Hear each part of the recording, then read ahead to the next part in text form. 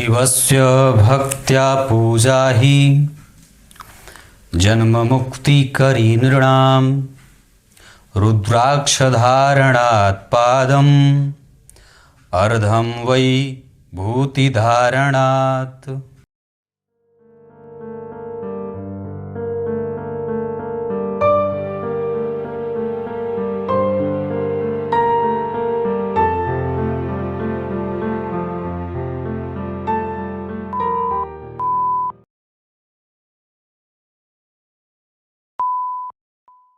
प्रिय दर्शकों नमस्कार, एक बार फिर से उपस्थित हूं आप सबके सामने बुधवार के कार्यक्रम में।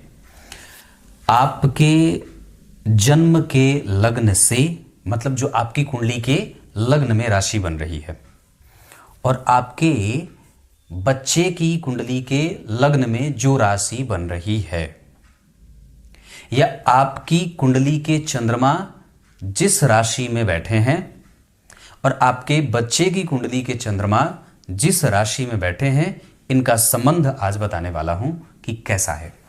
शुरू करते हैं आज का कार्यक्रम। कहीं नहीं जाना है, बिल्कुल बन के रहिएगा।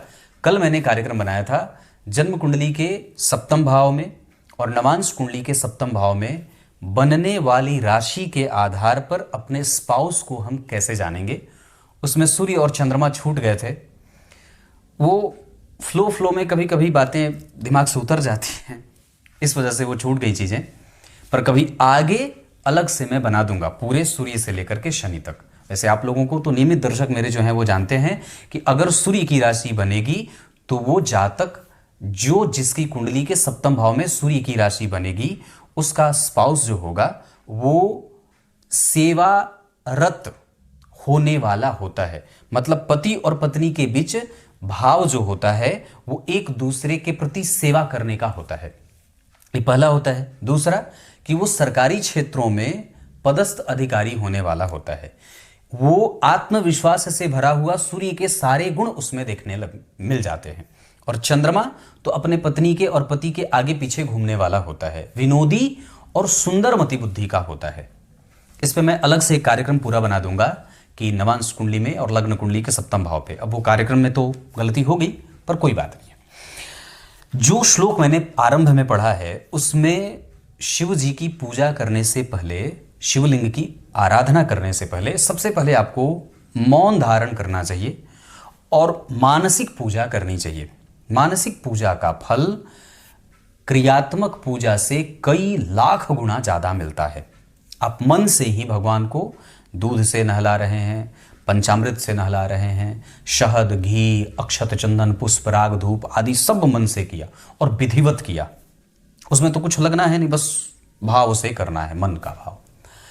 लेकिन अगर क्रियात्मक रूप से कर रहे हैं भगवान का कैंकर्य, तो उसमें भस्म धारण करना चाहिए। माथे पे भस्म हो, गले में रुद्राक्ष की माला हो और तब जाकर के पूजा करनी चाहिए। मतलब कंठ में रुद्राक्ष की माला धारण करने से 3/4 प्रतिफल मिलता है, भस्म धारण करने से आधा फल मिलता है और साथ ही साथ तब पूजा करने का पूरा फल मिलता है। मतलब शिव जी की पूजा करने से मोक्ष की प्राप्ति होती है। पर शिव जी की पूजा से पहले आपको मौन धारण करके मन से पूजा करना है, भस्म धारण करना है, रुद्राक्ष की माला धारण करनी है।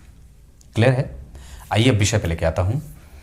अगर बहुत ही सिंपल छोटा कार्यक्रम है कि अगर आपके जन्म लग्न से आपके बच्चे का जन्म लग्न अगर 8वें या 6वें भाव का बनता है, मान लीजिए लग्न पिता का मेष लग्न का बन गया और पुत्र का लग्न वृश्चिक लग्न का बन गया, या कन्या लग्न का बन गया, या वृष लग्न की कुंडली पिता की बन गई और इनसे 6वें घर यानी कि तुला राशि का जातक हो गया, बेटा जातक जो हो गया वो तुला का हो गया।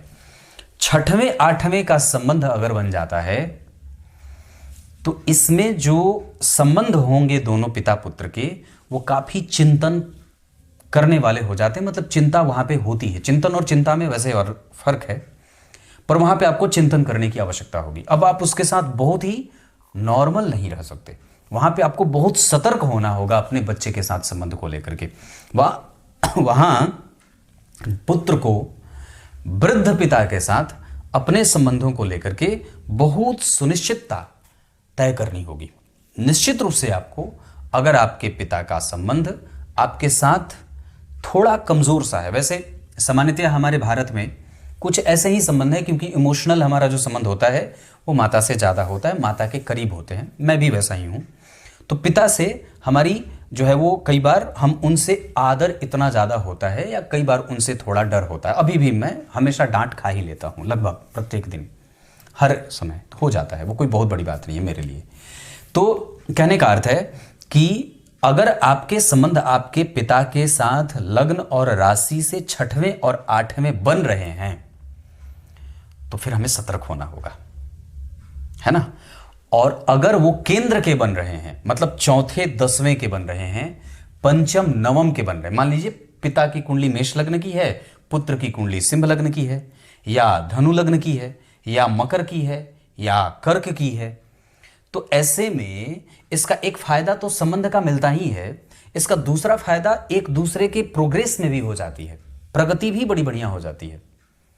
अगर केंद्र और त्रिकोण का संबंध बनेगा तो जन्म के बाद पिता की प्रगति श्रेष्ठ होती है, और जैसे जैसे पिता की प्रगति होती है वो उसमें पुत्र का भी सहयोग मिलता जाता है, उसके भी भाग्य का सहयोग मिलता जाता है, क्योंकि जितने लोग आपके परिवार में हैं सबका कुछ न कुछ भाग्य आपको मिल रहा है। मैंने इस पे कार्यक्रम बनाया था कि सूर्य दैवज्ञ होते हैं, दैव होते हैं, चंद्र दैव होते हैं, मंगल दैव होते हैं, बुध दैव होते हैं, गुरु दैव होते हैं, शुक्र दैव होते हैं, शनि दैव होते हैं, और राहु दैव होते हैं।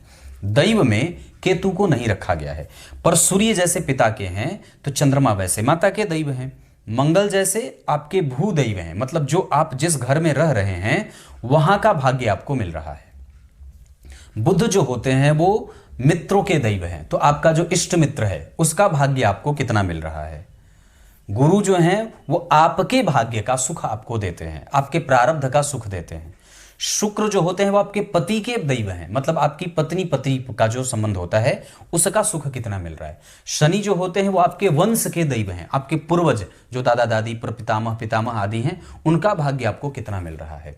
राहु जो हैं वो आपके भाग्य का दैव होता है कि आपका भाग्य कैसा है ना, मतलब आपके पूर्व जन्म का भाग्य कैसा है ना। तो ये कहने का अर्थ है कि ये यहां से इन सबके भाग्य के जुड़ने से हमारे नए भाग्य का निर्माण होता है। जैसे एक वृक्ष के अंदर, वृक्ष का जो बीज है उस बीज के अंदर पूरे वृक्ष का सार तत्व छुपा होता है, उसमें पूरा वृक्ष समाहित है, पर वो कब प्रकट होता है, जब वो सब मिलते हैं। उसमें वृक्ष में मिट्टी मिले, उस बीज में मिट्टी मिल जाए, वायु, रोशनी, हवा, है ना, तो वो सारी चीजें जब मिलती है तब जाकर के वो वृक्ष रूप में प्रकट होता है। तो उसी तरीके से किसी एक व्यक्ति का जो भाग्य होता है वो उसके परिवार के और उसके आसपास के परिवेश में बसने वाले सभी लोगों से मिलकर के बना होता है। तो उसी तरीके से जब एक पिता या कोई व्यक्ति जब पिता बनता है या कोई पुत्र जब पिता बनता है तो उसके ये संबंध बड़े मायने रखते हैं, है ना।